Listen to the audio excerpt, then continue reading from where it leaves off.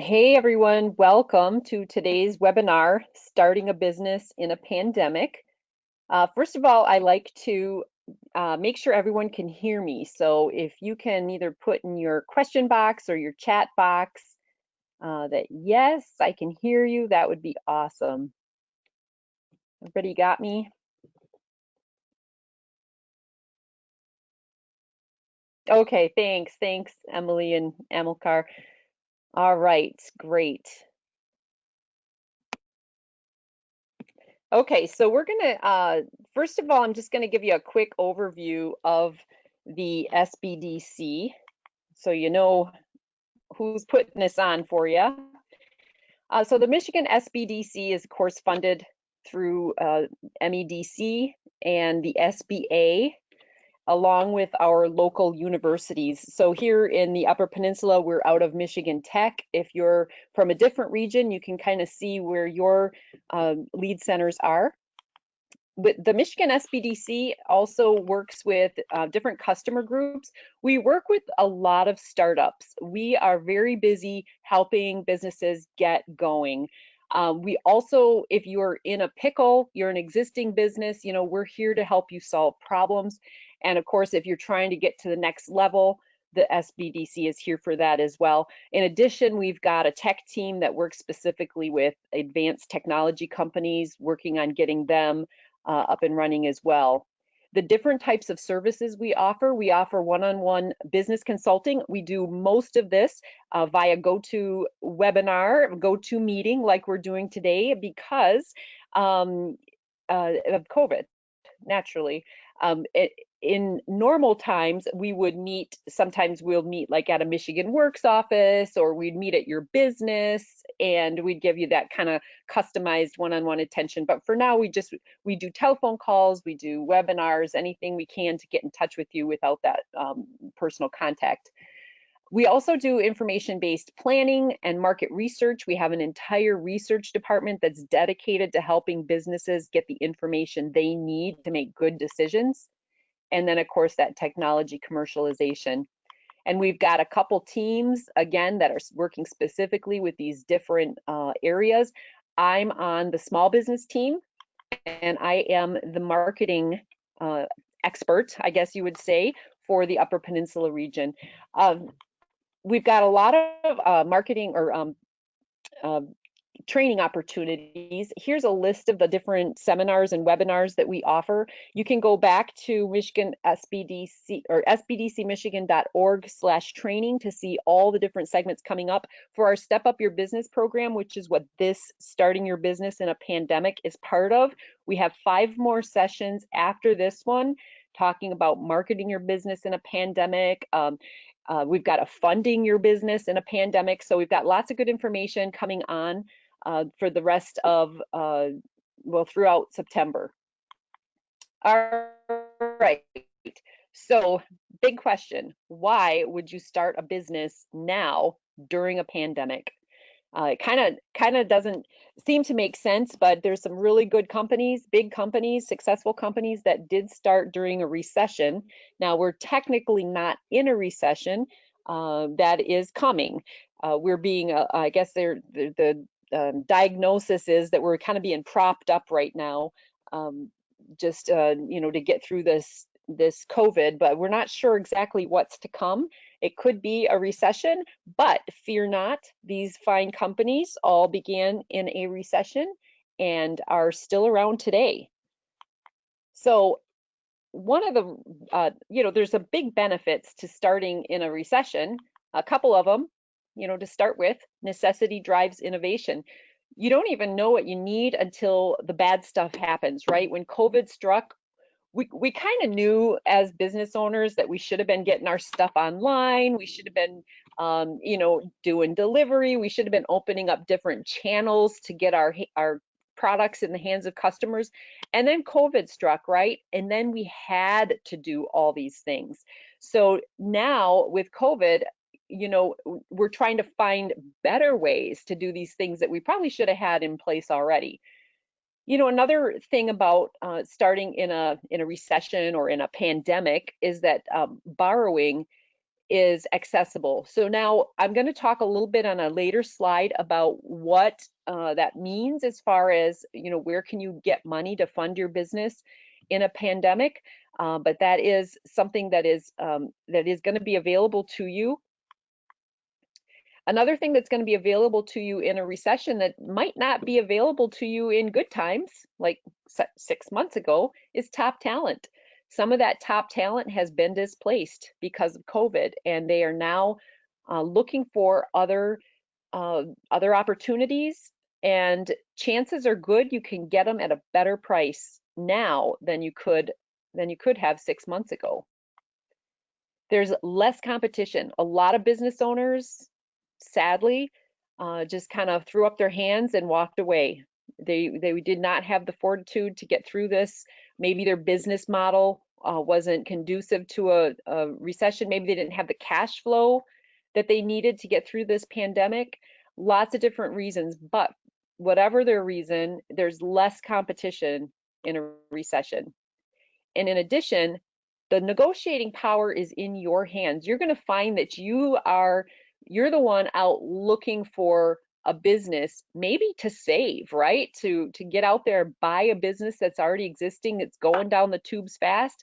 I bet you can get a pretty good deal, because that owner, if they've got that business up for sale, they're probably ready to get out and get out quick. So that gives you a little bit of a benefit now than you would have had 6 months ago trying to buy that business. When times were good, you'd have paid top dollar. So right now is a great time to look at buying or starting a business. Okay, so the overall objective today is we're going to help people that are interested in starting a business get a better understanding of what it takes to start and operate that business, and why carefully considered planning is important. So Benjamin Franklin said, if you fail to plan, you are planning to fail. So one of the things we're going to do is give you the information, the tools, and the resources to help you plan for success.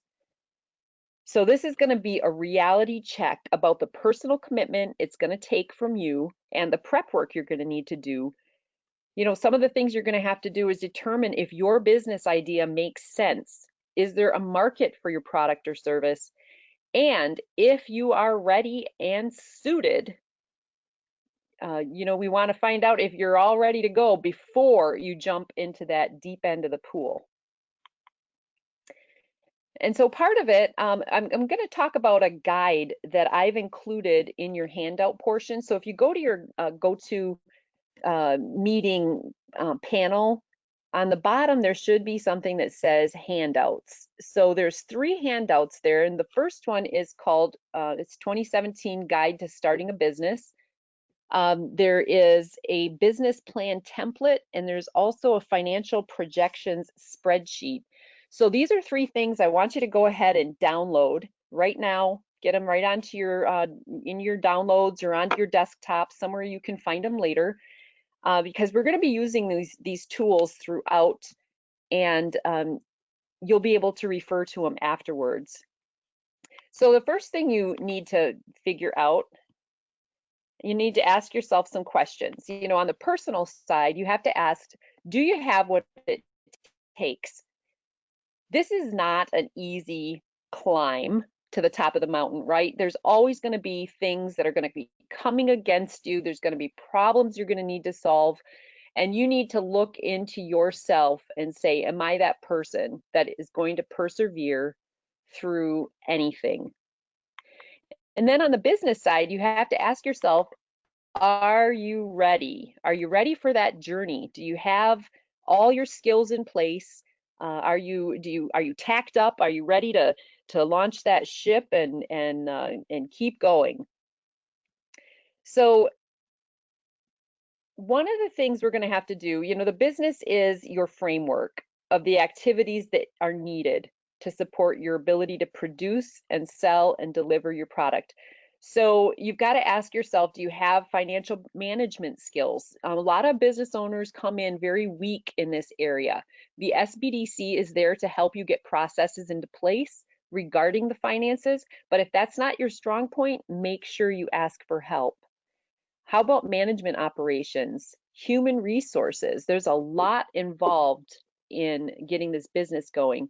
So you might not have all the business knowledge and skills that you need now, but you can plan on how you can learn them or identify who in your circle of family, friends, and business associates that might have that experience and then help you get on the right path.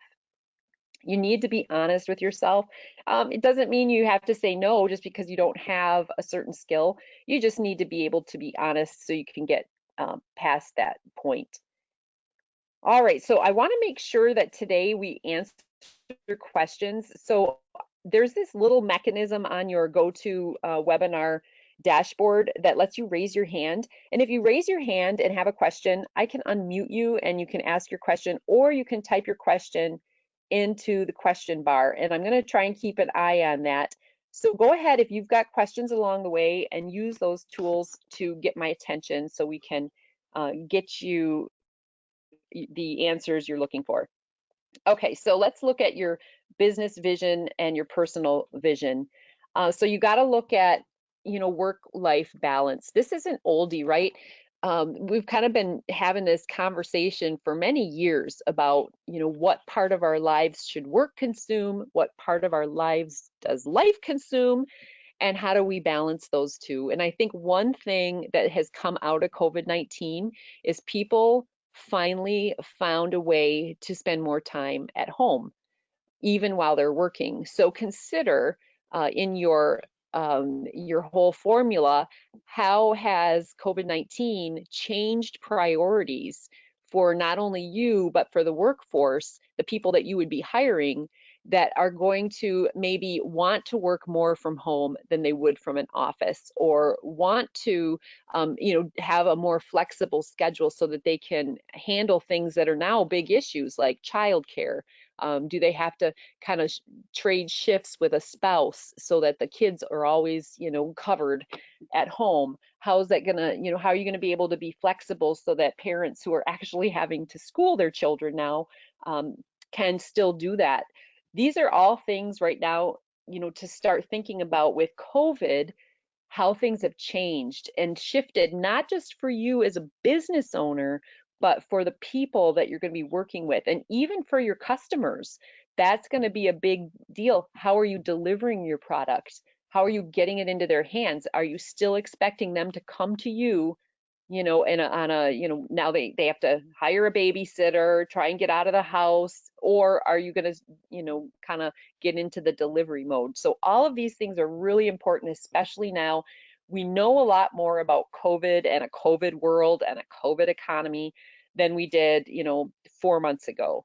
And we also realize now that these things that have happened, a lot of these changes in the marketplace are really here to stay, or at least stick around for a very long time.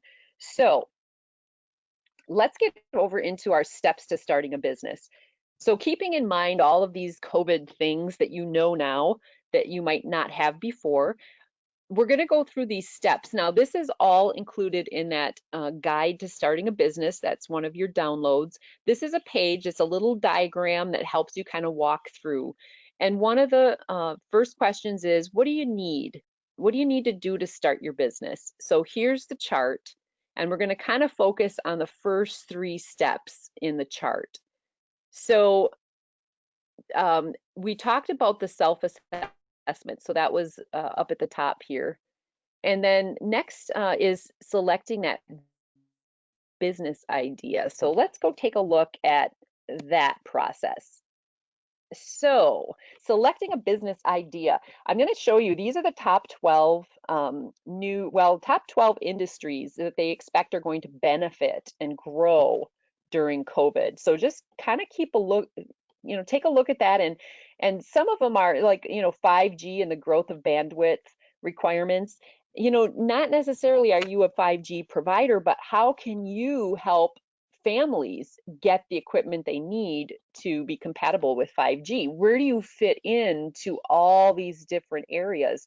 I showed this example of the food truck, right? Food trucks kind of had a little bit of an advantage over brick and mortar restaurants, right? Because they're already open air. They're very flexible on where they can go. You know, now this is not a social distancing kind of picture here, but you can imagine if you had 6 feet in between each of these customers, how this business would not have been as impacted by COVID as a brick and mortar. Now there's something new. If you look on that list, it's called dark kitchens, and that's even one step further beyond the food truck, where it's actually just a food prep center that's going to supply. It can supply restaurants with food and prepped items. It can supply homes and families with food and prepped items, totally out of a non-customer facing space, right? So you can have a space that does not have to have all the fancy things. It's kind of like the Sam's Club of restaurants, right? It's just this basic warehouse, right down to the bare bones. That is something that's coming around. It's one of the solutions that people have come up with in order to solve this food, kind of this people's inability to go out, sit down, and get dinner. You know, how do you get around that? So this is what they're coming up with. All right, so here's some additional coronavirus business ideas. You know, we talked about some of these. Online tutoring, really great idea, right? If you've got families that are just overwhelmed with the whole, you know, trying to get their kids some schooling, because the public schools, the private schools, they're just having a hard time with this online learning thing. So if you are doing online tutoring, that can really help, you know, ease the burden for families.